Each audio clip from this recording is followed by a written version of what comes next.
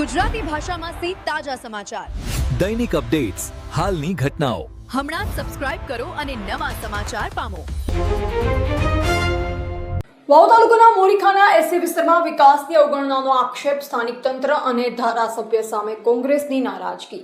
વાવથરા જિલ્લાના મોરીખા ગામના અનુસૂચિત જાતિ વિસ્તારમાં વર્ષોથી પૂર સંરક્ષણની કામગીરી અધૂરી રહેતા સ્થાનિક તંત્ર અને વિસ્તારના ધારાસભ્ય સામે કોંગ્રેસે ગંભીર પ્રશ્નો ઉઠાવ્યા છે. જિલ્લા કોંગ્રેસ સમિતિના મહામંત્રી ઈશ્વરભાઈ એન રાઠોડે બનાસકાંઠાના સાંસદ ગેનીબેન ઠાકોરને લેખિત રજૂઆત કરી સ્થાનિક તંત્રની કામગીરી પર અસંતોષ વ્યક્ત કર્યો છે.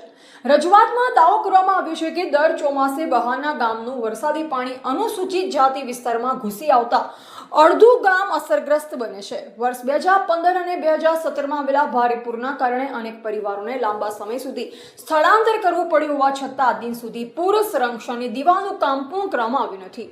કોંગ્રેસના મહામંત્રી રજૂઆતમાં એવો પણ દાવો કર્યો છે કે અનુસૂચિત જાતિ વિસ્તારમાં વિકાસના કામો માટે પૂરતી ગ્રાન્ટ ફાળવવામાં આવી નથી, જે કારણે સ્થાનિકોમાં ભારે રોષ જોવા મળી રહ્યો છે. તેમણે સ્થાનિક તંત્ર અને વિસ્તારના ધારાસભ્યોની કામગીરી સામે સવાલ ઉઠાવી બાકી રહેલી સંરક્ષણ દિવાલ માટે ₹7 લાખના ગ્રાન્ટ તાત્કાલિક મંજૂર કરવાની માંગ કરી. રજૂઆતમાં ઈશ્વરભાઈના ઘરથી ગગાભાઈના વાડા સુધી દેવડી રોડ અને રામાપીર મંદિર સામે સંરક્ષણ દિવાલ માટે ₹5 લાખ તેમજ રામાપીર મંદિર પાસે બાકી રહેલ કામ માટે ₹2 લાખની માંગ કરવામાં આવી. આ સમાચાર કોંગ્રેસના નેતા દ્વારા કરવામાં આવેલી લેખિત રજૂઆત અને તેમાં કરાયેલા આક્ષેપોના આધારે તૈયાર કરવામાં આવ્યા છે. સ્થાનિક તંત્ર તથા સંબંધિત ધારાસભ્યોનો પ્રતિભાવ ઉપલબ્ધ થાય તો તેને પણ પ્રકાશિત કરવામાં આવશે. એવા રાણાભાઈ પારેગી, વાવથરા. નમસ્કાર સાહેબ, હું લાલાભાઈ પારેગી બોલું છું. હું ગામ મોરીખા અને અમારે ઘરમાં પાણી વર્ષો વર્ષ ભરી જાય છે અને કોઈ સરકારી નિકાલ હજી પાણીનું કરતું નથી. તે તમને સબને વિનંતી છે કે કંઈક કાર્યવાહી કરો.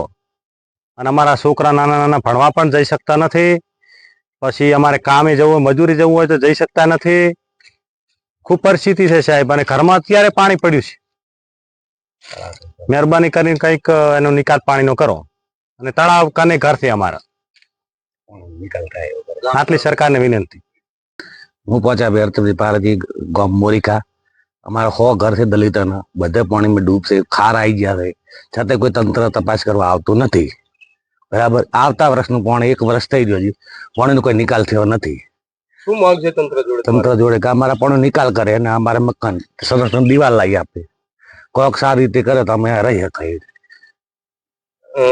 કેટલો ખાર આવેલો છે? ખાર પૂરેપૂરો આખી જમીન ઘર પડે એમ છે. આ ખાર આમ નામ રહેતો પછી મકાન નું શું થાય એમ છે? મકાન પડી જાય એમ છે. એ પણ છે અમારા તંત્ર આવીને તપાસ કરે, કોઈ સારી રીતે ખાલી આ પાણીનો નિકાલ કરે તો અમે રહી શકીએ. કુવાળી તળાવ છે આ બાજુમાં, એકદમ ખાર આવી જશે મકાનમાં બધે.